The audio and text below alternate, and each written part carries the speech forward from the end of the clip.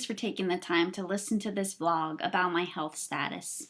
I created this site to act as a resource for people struggling with their health or even those just hoping to improve their health. I didn't plan to write about myself or blog about myself or make videos like this simply because I don't enjoy talking about myself. But after I was diagnosed with lupus in 2008, I felt uninformed and I drew a tremendous amount of strength and inspiration from hearing other people's situations with autoimmune conditions and how they dealt with it.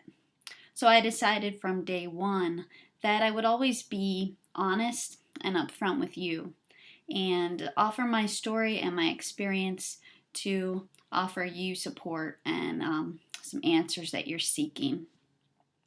Now, I've said this before and I'll continue to say that my lupus, my condition is not reversed, it's not cured, it's not gone. It has improved significantly.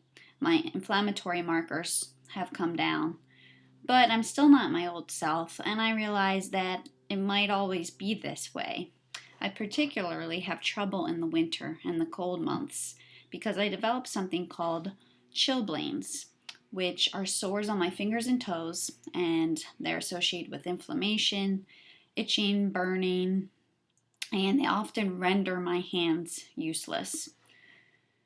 This winter, I actually used low doses of prednisone to prevent a full-blown episode of the chilblains.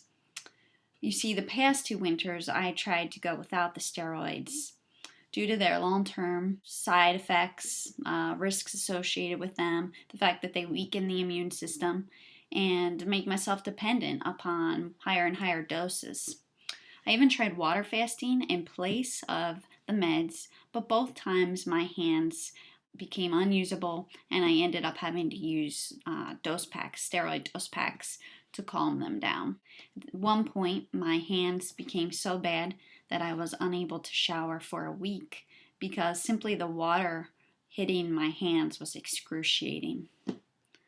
So this November, 3 days after the first frost, when my first chilblain appeared, I started 1 milligram of prednisone. I bit the bullet and I started it to prevent it from becoming what it had been. In December, I increased to 2 and 3 milligrams. In January, I hit 3.5, and in February, I hit 4 milligrams of prednisone. My goal was to not exceed 5 milligrams because, as I mentioned, I want to avoid the risks associated with using steroid, and I want to prevent my body from requiring more steroids in the future. Obviously, I dislike steroids. I've worked in hospitals.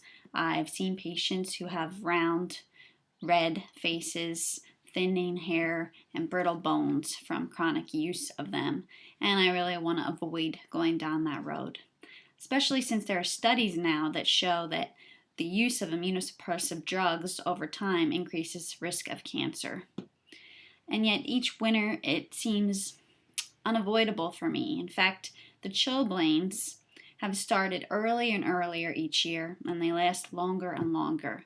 And this seems to be directly associated with the length of frost. And in Pennsylvania, it seems that we get frost about 6 months out of the year, which makes my hands in a non-optimal state for half of my life. So my husband and I are actually considering the need to move to a climate where it's warm year-round, it's mild, and it doesn't get the frost. Somewhere kind of like Phoenix, Arizona. Let's just say our families aren't too keen on this, and because they live in Pennsylvania, and we aren't either. But the truth is that this may be something that we have to consider. And so in addition to my stellar nutrition, I am making a valiant attempt to calm this inflammatory process by doing some serious water fasting in the coming months. I've already done 30 days to facilitate my healing, but my last fast was almost a year ago back in May, and it only lasted for a day. Let's just say that after all that fasting, I needed some time away from it to feel somewhat normal again. But I'm still not where I want to be. I've gotten a large amount of energy back, and I've really turned my life around. I can exercise again, I can run, lift, cycle, which is huge. But in the winter, I'm tired. I'm achy, my joints hurt, my left ankle throbs. My hands do their inflammatory thing requiring the prednisone. Recently, I started tapering off the prednisone because I'm planning for a 10 to 12 day water fast, however long I can go, starting this April 4th, in about a week.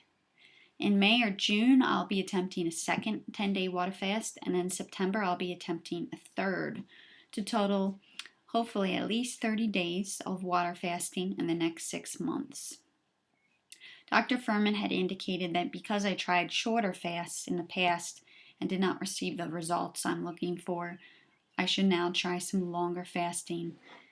And I agree. This way I can see if it makes a difference for next winter.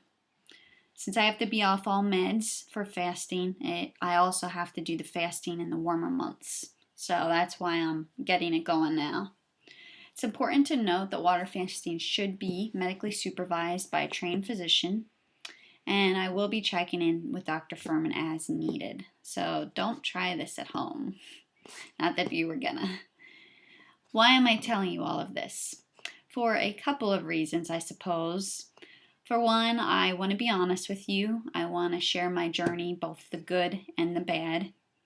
Also, by telling you, it creates more accountability for myself, because about a day or two into these water fasts, all you want to do is eat. And lastly, because honestly, I can use all the encouragement that I could get. Please keep me in your thoughts, your prayers, send lots of positive energy my way. I'd really appreciate it. I'll probably blog about some of this fasting experience. In fact, if that's something you're interested in hearing about or not so much, leave me a comment. It helps me to know what you want to hear and what you don't want to hear. So that's what's up with me. Please bid me strength. And in the meantime, you all be wise, be well, and remember to eat your veggies.